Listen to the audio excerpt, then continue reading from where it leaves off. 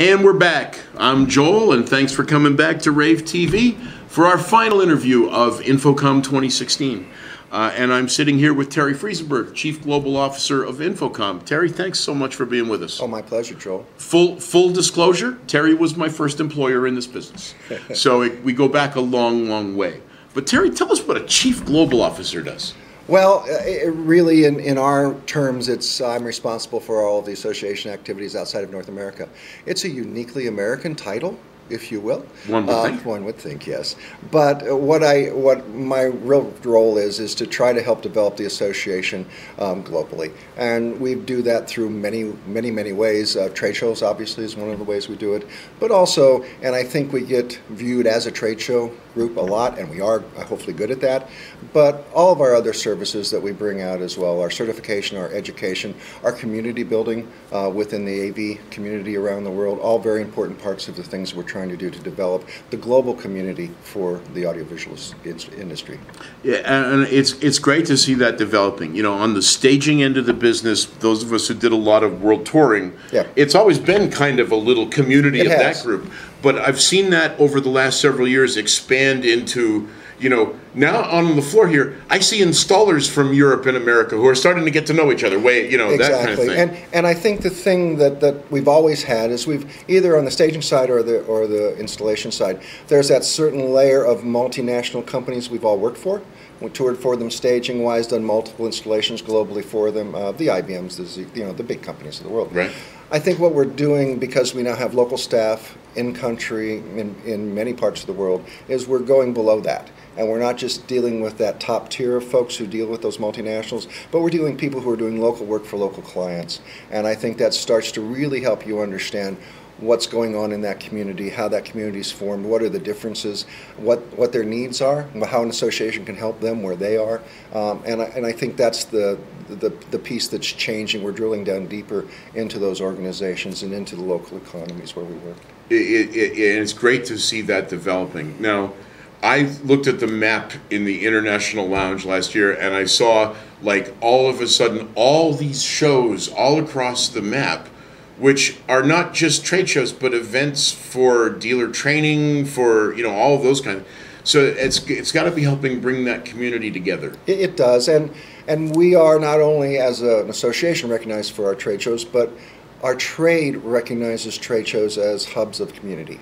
So any place we have that foundation of that trade event, we build communities more quickly. Not to say you don't do it elsewhere, but you certainly build it more quickly. So I think trade shows are right on mission for the association. They're helping to expand the industry globally. They're helping all of our members be more commercially successful. And in all of our trade shows, we take great pride in the fact that the fundamental components that you would see here in the States in terms of the show floor, the special events, the education and training, manufacturer training, all those elements are present, but they're all present in a different way that's culturally appropriate to the region. I was going to ask about cultural relevance and how you make that translate. That's the most difficult thing we do, I think. I am very careful, and the organization is very careful to try to avoid the temptation of, well, let's take a great employee and post them over there. Now, we've done one of those recently, and we're very pleased with the results, but it's a new idea for us. Typically, what we look for are people who are indigenous to the area, who understand the market. We have a mix between people who have come out of the industry, as you and I have, and folks who have had other backgrounds, perhaps association, nonprofit kind of backgrounds. Sure. But they understand the local market, they speak the local language, obviously, but not just in terms of the local language, but in terms of the local understanding of what all that means. You know, one of the things you find as you go around the world, and in all of our environments, we have a certain knowledge set. Right? And then on either side of that, if you were thinking about a pie chart, there's sort of what we know we don't know, but we know we don't know it. Right? And then you go out and it's what you don't know at all, not even to look for. And those are the things you run into internationally. You know, you know, there are silly things like we posted someone into Germany. We did not know that it traditionally in a German property, when you buy it, it doesn't come with lighting fixtures. So once you buy that home, you have to go out and buy your own lighting fixtures because the last person took them with them. So that's an example. They're relevant to our industry, but very relevant to the fact that who would have thought that coming from an American background, right? So that's why it's important to have local people involved with you, and not just folks from a staff perspective, but your members as well. We've set up in all the regions where we are making a focus, an advisory group out of the local community, because everything we do has sort of a global core value proposition, but we have to also find regional and local value propositions to make ourselves relevant. Yeah, and those local differences are so important. I found that out actually in Germany when I went over to do a very large pharmaceutical trade show with one of our clients, and we had developed this really, really neat trade show tracking and registration system, and it wasn't until the first day that we found out that what we had done was not legal there. Yes. In fact, it's very recent that you can actually register people for a show in Germany. You go back when we were first working with Photokina and having the shootout many years, and you were involved in that. You could just sell a ticket. Right. Because, you know, a holdover from the World War II experience was nobody wanted to have that level of demographics registered with with anybody. Sure. That's changed now. So things are changing, and things become at some point more of an international standard. But I would be very upset if you walked into our show in Beijing and you didn't see on the trade show floor a very recognizable InfoComm show, but wrapped in a very Chinese feel. Sure. Because that's critical to making the local attendee feel comfortable in what we're trying to accomplish. Does in terms of services, things, does the association take different forms in different places? I mean, are there things we can or can't do? Yes, to a certain extent. Again, there's that core value proposition, but how we do things, often the price point at which we do things, is very different. I mean, for example, in India, we could not possibly what we charge for a 3-day course, because you'd be talking about 3 months worth of salary. So you have to get it right for the region, and then you have to look. You can have your best practices and you have your standards, but then there's the reality of how things are done where you are. And if you don't have people teaching not only those ideals, but how they relate to the reality of the workplace and the conditions you work under, then you're just teaching them a bunch of esoteric knowledge they don't need. So all of those things take different shapes around the world as we go. It's been a long haul. Because yes, it because has. I can remember, you know, it was funny because when we are descended, long-term descended from an organization called the National Audiovisual Association. Yes. And it was very national, and there were about 50 of us at the time.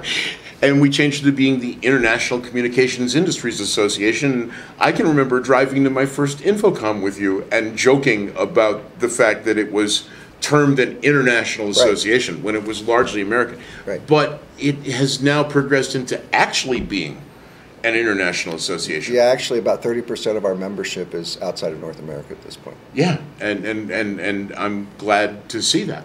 And as soon as we recognize that Canada is also another country, well, then we'd have more than 30. There we go, right? Yeah.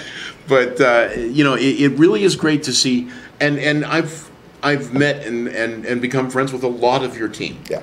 And they really are. They represent their own areas, and they, you know, it's been fun to actually, because of, you know, being someone who does shows going into those places, I now kind of have them to lean on for advice. Oh, absolutely. And actually that's not an advertised service that we offer, but it's what we do a lot of times. I get lots of emails and phone calls of, I'm doing a project here, I need some support there. Maybe I know people in our membership who can do that, but I certainly know my local staff. Turn them on to them. They understand the scope. We never ever get into the position of recommending a particular vendor, but we can take a look at the membership and who we know and who are doing what kind of work, and give, here are 3 or 4 people you might want to talk to. And it does a lot of things. I mean, it does the primary thing of getting that person the support they need in the country they need it, but you also see partnerships develop, right? Right. And you start seeing people doing international business with known entities on the other end and supporting each other back and forth, and that really builds that global community. And it's amazing how afraid we are of it, but how easily that can develop. I spent a lot of years doing very large electronic shows. And I can remember my first real experience with this was 3 of us from California working with 3 Japanese AV techs. We spoke no Japanese, they spoke no English. And with 2 flip charts and pantomime, we not only got to work together, but I now have a company that I rely on for working in Japan. Absolutely. Because there are some cultural things that are the same. And I can remember you and I doing our first show in Mexico and trying to figure out what the word for dissolve was and finding out that it was dissolve. Now you're letting them know how old we are. Yeah, okay, sorry. Yeah, well, I mean, dissolve could mean video. It could. It didn't at the in time. this case. Let me ask you a question. I mean, one of the things we've been asking CEOs who've been in here have been, what have been the most surprising thing that you've found? How similar everybody in our industry actually is. I think that's something, as many cultural differences and nuances and legal differences and structural differences and all those things that you run into, when you really get down and you sit and talk to each other, it was like we were doing business in Dayton, Ohio, right? I mean, the technology is pretty much a technology set that's wrapped worldwide. How it's implemented from a solution perspective often has a cultural influence, because we simply don't do presentations the way you do in America in country whatever, right? But what is always surprises me is when you peel away all that other stuff, how similar it is, how similar the businesses that we do around the world, and how similar the people in it are, because they all have this love and passion about creating an experience in the audiovisual world. They all bring that and their talents and that passion to fore for their customers, and they all want to build their businesses and then keep their people employed and happy and get good people moved up in their organization. That similarity is what always strikes me amongst all the differences that are oftentimes pretty superficial. Yeah, and once you get by the language barriers and the blatant cultural mistakes that we sometimes make when we do that, you do find that we share a craft. We share a great deal. We share a craft, and I think, particularly since this is the U.S. show, and not that it's not very international, it is. About 20% of the attendees come from outside the United States, from about 100 countries. The thing, I think, as you reach out to work across borders with other folks, is just remember to take your humility with you, because it's very easy to sit in a very major, mature market and say, we've got this down, we got this right. And we do, okay, in many ways. But I have found such incredible innovation outside of our country as well. People who are doing amazing things in lofts in little offices in Peru or in India, or you name a country. There are people who are leading edge, taking us to new places all the time. So I think the first thing you have to do when you be humble, respect what they know as well, have a great interchange, learn from one another, and you can really have wonderful business opportunities globally. And for those of you who have not yet done it, whether you're in the United States or abroad, come join the family. Anyway, Terry, thanks so much for being with us. Thank you, Joe. My pleasure.